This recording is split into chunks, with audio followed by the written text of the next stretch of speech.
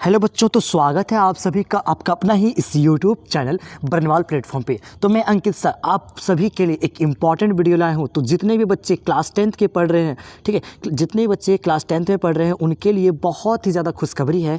तो आपके लिए ये आपका जो खुशखबरी है कि आपके लिए जो प्री बोर्ड एग्ज़ाम होने वाली है सोशल साइंस का, उसका मैं कुछ इंपॉर्टेंट क्वेश्चंस को लेकर आया हूँ। तो आज हम देखेंगे कि सोशल साइंस सब्जेक्ट में कौन कौन सा जो क्वेश्चन है आपके एग्ज़ाम में पूछेगा, ठीक है। तो जितने भी बच्चे प्री बोर्ड एग्ज़ाम देने वाले हो, साथ ही साथ आपके बोर्ड एग्ज़ाम, ठीक है, मेन बोर्ड एग्ज़ाम और प्री बोर्ड एग्ज़ाम दोनों बोर्ड एग्ज़ाम के लिए बहुत ही इंपॉर्टेंट क्वेश्चन है। तो कृपया वीडियो को हल्के में बिल्कुल मत लीजिएगा और ज़्यादा से ज़्यादा शेयर कर दीजिएगा, ठीक है। तो ये वीडियो आप क्लास 10th के बच्चों के लिए है जो आप प्री बोर्ड एग्ज़ाम की प्रिपरेशन कर रहे हैं, सोशल साइंस का प्रिपरेशन कर रहे हैं, या फिर आप बोर्ड एग्ज़ाम के प्रिपरेशन कर रहे हैं। तो ये दोनों के लिए, ठीक है, प्री बोर्ड के साथ साथ बोर्ड एग्ज़ाम भी, ठीक है। चलिए बिना लेट के वीडियो को स्टार्ट करते हैं और देखते हैं कि कौन कौन सा जो क्वेश्चन है आपके एग्ज़ाम में पूछ सकता है, ठीक है। तो यहाँ लिखा हुआ है निरंकुशवाद से आप क्या समझते हैं। बच्चों, मैं अंकित सर इस तरीके का वीडियो कंटिन्यू लाते रहता हूँ। तो आप लोग जिस चैनल पर इस चैनल पर अगर नए आए हो तो चैनल को सब्सक्राइब जरूर कर देना, ठीक है। और वीडियो को स्किप करने की गलती बच्चों बिल्कुल मत करना, ठीक है। कोई बच्चे क्या करते हैं, स्किप करते हैं तो उनका क्या होता है, क्वेश्चन छूट जाता है एग्जाम में, ठीक है, क्योंकि उनको उन क्वेश्चन को मिस कर देते हैं, ठीक है। तो ये जितने भी सारे क्वेश्चंस हैं, सारे के सारे क्वेश्चन सब्जेक्टिव क्वेश्चन हैं। तो मैं कुछ सब्जेक्टिव क्वेश्चंस को ही लेकर आया हूँ। तो आपके एग्जाम में जितने भी इंपॉर्टेंट सब्जेक्टिव क्वेश्चन है तो वो आपको मैं बताने का प्रयास करूँगा, ठीक है। तो क्या लिखा हुआ है, निरंकुशवाद से आप क्या समझते हैं, ठीक है। चलिए मैं कुछ सब्जेक्टिव क्वेश्चन को देख लेता हूँ। तो पहला क्वेश्चन आपका, निरंकुशवाद से आप क्या समझते हैं। तो ऐसी शासन व्यवस्था शासन व्यवस्था और सरकार जहाँ पर कोई लोकतंत्र नहीं होता, ठीक है। ऐसी शासन व्यवस्था और सरकार, ठीक है। निरंकुशवाद का मतलब होता है ऐसी शासन व्यवस्था और सरकार जहाँ पर कोई लोकतंत्र नहीं होता है, वहाँ केवल खुद की मनमानी चलती है। देश या क्षेत्र के शासन व्यवस्था पर केवल एक का राज चलता है, ठीक है। वहाँ पर क्या होता है कि केवल एक का राज चलता है। जैसा कि उत्तरी कोरिया का किम जोंग क्या करता है बच्चों, किम जोंग क्या करता है, अपने क्षेत्र में, अपने देश में क्या करता है, केवल और केवल खुद का राज चलाता है, ठीक है। वहाँ पर कोई लोकतंत्र का मतलब है ही नहीं, लोकतंत्र का ही विपरीत है। तो आप यहाँ पे लिख सकते हैं ये लोकतंत्र का बिल्कुल विपरीत है, ठीक है। एक प्लान आप एक्स्ट्रा भी लिख सकते हैं, ठीक है। चलिए अगला क्वेश्चन हम देखते हैं। कह रहा है नेपोलियन बोनापार्ट कौन था, ठीक है। नेपोलियन बोनापार्ट कौन था।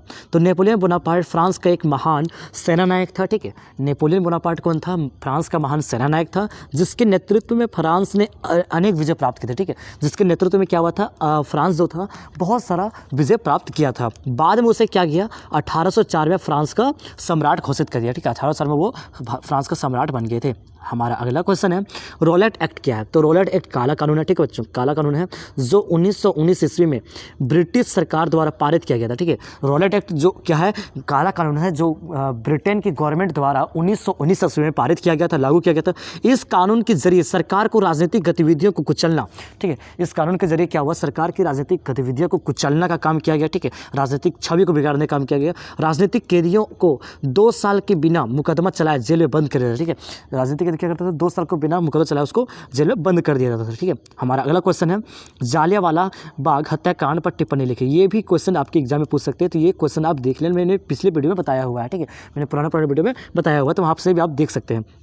तो जालियांवाला कांड हत्याकांड पर लिख सकते हैं। साइमन कमीशन पर टिप्पणी, ये भी आप क्वेश्चन प्रिपरेशन कर सकते हैं, ठीक है। और एक क्वेश्चन आप एक्स्ट्रा परमिशन कर सकते हैं, G77 क्या था, ठीक है। ये भी एक इंपॉर्टेंट क्वेश्चन बनता है, तो आप ये क्वेश्चन जरूर से देख लेना, ठीक है। और ब्रिटेन वुड्स है ना, ब्रिटेन वुड्स को भी आप एक बार देख लेना। हमारा नेक्स्ट क्वेश्चन है गिरमिटिया मजदूर क्या होता है, ठीक है। गिरमिटिया मजदूर क्या होता है, किन किन बच्चों को ये सब क्वेश्चन का आंसर चाहिए, आप लोग कमेंट बॉक्स में लिख सकते हैं। मैं अगला वीडियो ला दूंगा, ठीक है। अगला वीडियो में मैं ला दूंगा ये सब क्वेश्चन का आंसर, ठीक है। अगला क्वेश्चन है गिरमिटिया मजदूर क्या है।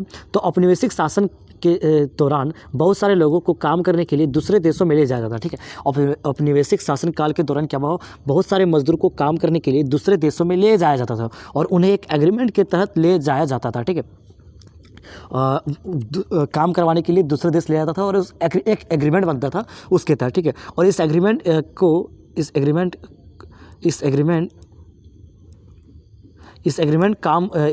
में जब काम होता है, ठीक है। ये पॉइंट यहाँ पे नहीं होगा, गलत है यहाँ पे। इस एग्रीमेंट जब होता था तो वहाँ पे क्या हुआ, जितने मजदूर इस एग्रीमेंट के तहत काम करने लगे उसको क्या बोलने लगा, गिरमिटिया मजदूर कहने लगा, ठीक है। आगे चलकर इन मजदूर को क्या कहने लगा, गिरमिटिया मजदूर कहे जाने लगा, ठीक है।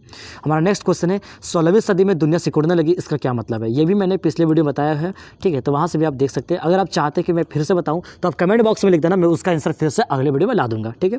हमारा नेक्स्ट क्वेश्चन है सूरत बंदरगाह 18वीं सदी के अंत तक हाशिए पर क्यों पहुँच गया था। तो ये भी जो क्वेश्चन है बहुत ही ज़्यादा इंपॉर्टेंट है, इसको व्याख्या करना है आपको, है ना। अच्छे तरीके से मैंने बता दिया है, अगर आप फिर से चाहते हैं तो कमेंट बॉक्स में लिख सकते हैं, ठीक है। चलिए अगला क्वेश्चन देखते हैं, मृदा संरक्षण के क्या क्या उपाय किए जा सकते हैं, ठीक है। तो देखिए यहाँ पे लिखा हुआ है मृदा संरक्षण के कई उपाय किए जा सकते हैं, ठीक है। मिट्टी को बचाने के लिए हम लोग क्या क्या कर सकते हैं, वनों की कटाई पर रोक लगाना है, ठीक है। वृक्षारोपण को बढ़ावा देना है ना। वनों की कटाई जो हो रही, जंगलों की कटाई, उससे क्या हो रहा है, मिट्टी बर्बाद हो रही है ना। और वह क्या करना है, वृक्ष रोपण ज़्यादा करना है, ठीक है। पेड़ पौधे ज़्यादा लगाना है, ढलानों पर मेड़बंदी करके मिट्टी के कटाव को रोकना है ना। और खेत की मेड़बंदी बंद करना है, खेत की मेड़बंदी करना है, ठीक है। जल निकास का सही प्रबंधन करना है, ठीक है। जल निकास का सही प्रबंधन, जल निकास का मतलब होता है बच्चों पानी जाने का, ठीक है। पानी निकालने का सही प्रबंधन करना है, जैसे तैसे नहीं निकालना। जैसे तैसे अगर पानी हम बाहर निकालते हैं तो क्या होता है, पानी के साथ साथ मिट्टी बर्बाद हो जाता है ना। तो वही कह रहा है कि जल निकास का अच्छा प्रबंधन करना है। खेत की जुताई के लिए वैज्ञानिक तरीके से करना है, जैसे तैसे खेती हम लोगों को नहीं करना है। फार्म तालाब बनाना है, चेक डैम नाला बांध और रिसीव टैंक ऐसा का निर्माण करना है, ठीक है। चलिए अब अगला क्वेश्चन देखते हैं हम लोग, स्थानिक जातियाँ क्या होती है, क्या कह रहा है, स्थानिक जातियाँ क्या होती है। चलिए इसको देख लेते हैं, स्थानिक जाति क्या होती है, जो पौधे और जानवर किसी खास क्षेत्र में पाए जाते हैं, ठीक है। जो पौधे और जानवर किसी खास क्षेत्र में पाया जाता है, ठीक है। और स्वाभाविक रूप से कहीं और नहीं पाया जाता, ठीक है। स्वाभाविक रूप से वो कहीं और नहीं पाया जाता, कहीं नहीं पाया जाता वो, ठीक है। उन्हें स्थानिक प्रजाति कहता है। ये प्रजाति किसी क्षेत्र या राज्य में केवल स्थानिक हो सकती है, ठीक है। वो किसी क्षेत्र या राज्य में क्या होता है, स्थानिक हो सकती है। मतलब कहने का मतलब है कुछ ऐसा पौधा, कुछ ऐसा जानवर जो किसी खास क्षेत्र में पाया जाता है, ठीक है। किसी खास क्षेत्र में पाया जाता है, उसके अलावा वो कहीं नहीं पाया जाता है, ठीक है। तो ये सब क्या होगा, स्थानिक जाति के श्रेणी में आएगा, ठीक है। तो आप लोग को अगर इसका एग्जाम्पल पता है तो आप कमेंट बॉक्स में लिख सकते हैं, अगर नहीं पता है तो आप कमेंट बॉक्स में पूछिए, मैं वहाँ पे बता दूंगा, ठीक है। अब अगला क्वेश्चन है, संगठित क्षेत्र और असंगठित क्षेत्र में क्या अंतर है, ठीक है। चलिए देख लेते हैं, संगठित क्षेत्र और असंगठित क्षेत्र में क्या अंतर है। देखिए लिखा हुआ है, संगठित क्षेत्र सुरक्षा में क्या होता है, रोजगार जो होता है सुरक्षा होती है, ठीक है। रोजगार के वहाँ पे सिक्योरिटी होती है, ठीक है। और असंगठित में क्या होता है, रोजगार सिक्योरिटी नहीं होता, यहाँ आपको जब मन करेगा तब आपको निकाल देगा। औपचारिक प्रक्रिया और कार्यविधि होती है, निश्चित नियमों का पालन करना पड़ता है, ठीक है। संगठित क्षेत्र में क्या होता है, आपको निश्चित नियमों का पालन करना पड़ता है। कह रहा है कि रोजगार इसमें क्या होता है, सिक्योरिटी नहीं होता, ठीक है। रोजगार का कोई सिक्योरिटी इसमें नहीं होता, रोजगार सुरक्षा नहीं होती है। अगला पॉइंट है, औपचारिक प्रक्रिया और कार्यविधि होती है, निश्चित नियमों का पालन करना पड़ता है, ठीक है। इसमें क्या होता है, कुछ निश्चित नियमों का होता है, नियम रूल्स होते हैं, इसको पालन करना पड़ता है। अगर आप इसको सिंपल लैंग्वेज से बोले ना बच्चों, तो संगठित क्षेत्र में आपको बोलते हैं इसको गवर्नमेंट जॉब, क्या बोलते हैं, गवर्नमेंट जॉब, है ना। गवर्नमेंट जॉब आप इसको देहाती भाषा में बोल सकते हैं, और इसको आप प्राइवेट जॉब बोल सकते हैं, है ना। प्राइवेट में क्या होता है, रोजगार आपको नहीं सुरक्षित रहता है, आपको जब मर्जी करेगा तब निकाल देगा। गवर्नमेंट में क्या होता है, आपको वहाँ पे जॉब सिक्योर होता है, ठीक है। जॉब की सिक्योरिटी वहाँ पे होती है, ठीक है। औपचारिक प्रक्रिया और कार्यविधि नहीं होती है, मालिक के स्वामी अपनी इच्छा के अनुसार जो चाहे करवा सकते हैं, ठीक है, कर सकता है, करवा सकता है। देखिए औपचारिक प्रक्रिया या फिर कार्यविधि इसमें नहीं होता है, ठीक है। मालिक जो कहेगा आपको वो आपसे वो करवा देगा, ठीक है। आपको यहाँ पे कुछ और बोल के ले जाएगा, आप करवा देगा कुछ और, ठीक है, समझ आ रहा है। अगला है यहाँ पे पॉइंट, काम करने का समय यहाँ पे निश्चित होता है, ठीक है। काम करने का समय आपको निश्चित होता है। गवर्नमेंट जॉब में क्या होता है, ये गवर्नमेंट जॉब में मतलब संगठित क्षेत्र में क्या होता है, काम करने का जो समय होता है निश्चित होता है, ठीक है। काम करने का समय क्या होता है, समय निश्चित होता है, ठीक है। जब अगर बोला जाए 8 घंटा काम करना है, मतलब 8 घंटा काम करना है। लेकिन प्राइवेट जॉब में दैट मीन्स असंगठित क्षेत्र में आपको काम करने का समय निश्चित नहीं होता है, ठीक है। हमारा अगला पॉइंट है, अधिक समय तक काम करने पर अतिरिक्त वेतन दिया जाता है, ठीक है। गवर्नमेंट जॉब में क्या होता है, ज़्यादा काम करें ज़्यादा सैलरी मिलता है, अधिक समय पर काम करने पर आपको कोई वेतन नहीं दिया जाएगा, ठीक है। इसमें ऐसा होता है।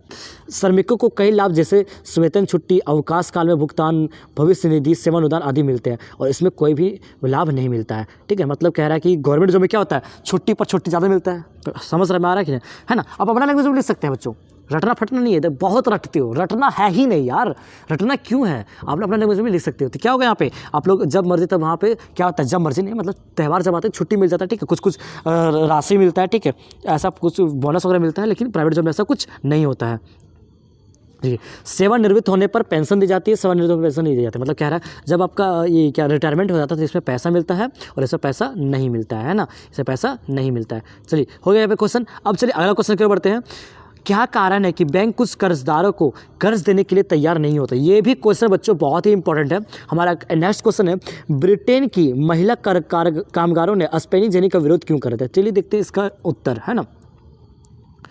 बहुत से मजदूर स्पेनिश जनी का विरोध इसलिए कर रहे थे क्योंकि इससे उन्हें बेरोजगारी का डर सता रहा था। ठीक है, कह रहा है कि स्पेनिश जनी का विरोध इसलिए कर रहे थे क्योंकि इसका बेरोजगारी का डर सता रहा था। अगर एक लाइन का अगर आंसर पूछा जाए तो क्या बोलिएगा सर कि स्पेनिश जनी का विरोध इसलिए कर रहा था क्योंकि उससे क्या हो रहा था, बेरोजगार का उसको डर लग रहा था, बेरोजगार लोग हो रहा था, है ना। चलिए पॉइंट वाइज समझते हैं और इसको अच्छे से समझते हैं। क्या लिखा हुआ है, स्पेनिश जनी मशीन ने उद्योग में कटाई की प्रक्रिया तेज कर देते। ठीक है, क्या कहते हैं, स्पेनिश जनी जो था उन उद्योग में उनकी जो फैक्ट्री था वहाँ पे कटाई की प्रक्रिया तेज कर देते। ठीक है, इस मशीन से एक मजदूर एक पहिए की मदद से कई तकले को एक साथ घुमा सकता, जिससे एक साथ कई धागे बनते थे। ठीक है, क्या करता था, एक जब मशीन आ जाता था तो क्या होता था, उसको ऑपरेट करने के लिए एक ही आदमी होता था और एक ही आदमी क्या करता था, बहुत सारा टकरियों को घुमा देता था और बहुत सारा धागा बन जाता था। पहले क्या था, मजदूर होता था, तो मजदूर जो काम करेगा उससे क्या कई गुना, 10 गुना, 100 गुना, 1000 गुना तक मशीन काम करता है ना बच्चों। आपका ये मशीन जो होती है ना, ये इंसानों के मुकाबले कई ज़्यादा होती है, कई गुना ज़्यादा फास्ट काम करती है ना,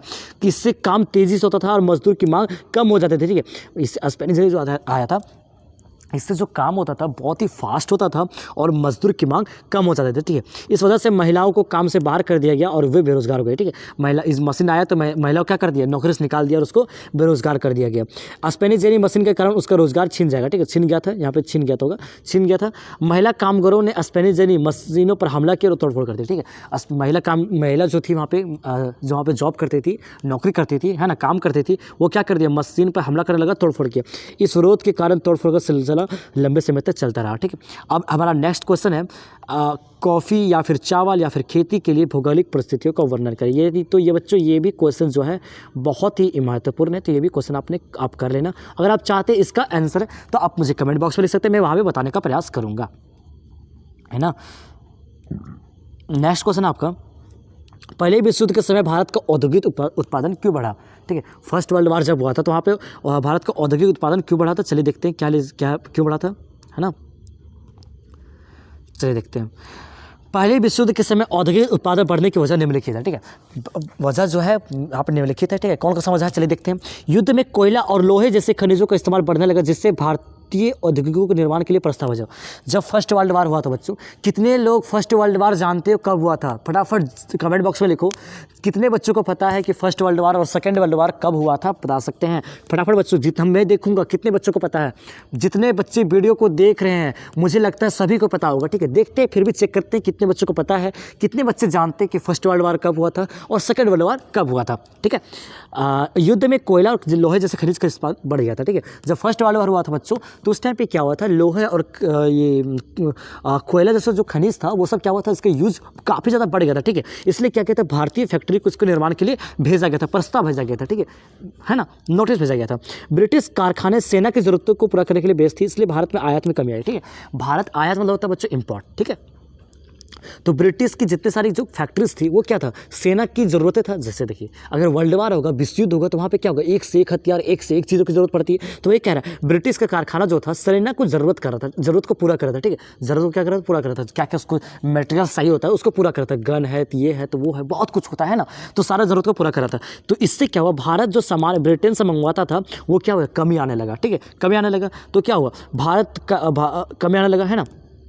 भारतीय कारखानों को युद्ध की ज़रूरतों के लिए कई तरह के सामान बनाने के लिए बुलाया गया। ठीक है, भारतीय कारखानों को क्या किया गया, ब्रिटिश सरकार ने बुलाया कि आप आइए और सामान बनाइए, है ना, कई तरह का सामान बनाइए, युद्ध की ज़रूरतों के लिए जो सामान यूज़ होता था वहाँ पे सामान मंगाइए। ब्रिटेन की बढ़ती मांग, युद्ध के दौरान ब्रिटेन को युद्ध सामग्री, कपड़े, खाद्यान्न आदि के भारी मांग थे। जब युद्ध हो रहा था तो ब्रिटेन को क्या था, कपड़े की मांग था, अनाज की मांग थी, युद्ध सामग्री की मांग थी। ठीक है, बहुत सारा बैग वगैरह होता है, पिस्टल होती है, बारूद, ये वो दिस टाइप बहुत कुछ होता है ना, तो सारी मांग थी। भारत को यह सब ब्रिटेन को उपलब्ध करना पड़ा। ठीक है, भारत को ये सब उपलब्ध करना पड़ा। तो बच्चों अगर ज़रूरत पड़ेगा तो अगर आपको नोटिस भेजेगा कि आप मेरे यहाँ उपलब्ध करवाइए तो आप क्या कीजिएगा, फैक्ट्री लगवाइएगा, है ना, फैक्ट्री लगवाइएगा। ठीक है, अगर ब्रिटेन बोला भारत को कि आप हमको सारी चीज़ें उपलब्ध करवाए तो क्या करेंगे, भारत के लोग क्या करेंगे, फैक्ट्री लगाएंगे, है ना, वहाँ से निर्माण करेंगे। वही कह रहे हैं, नए कारखानों की स्थापना हुई, उत्पादन तेज़ी से बढ़ा, है ना, बहुत सारा सामान का तेज़ी से निर्माण होने लगा। उस बाद कह रहा है नए उद्योगों के विकास से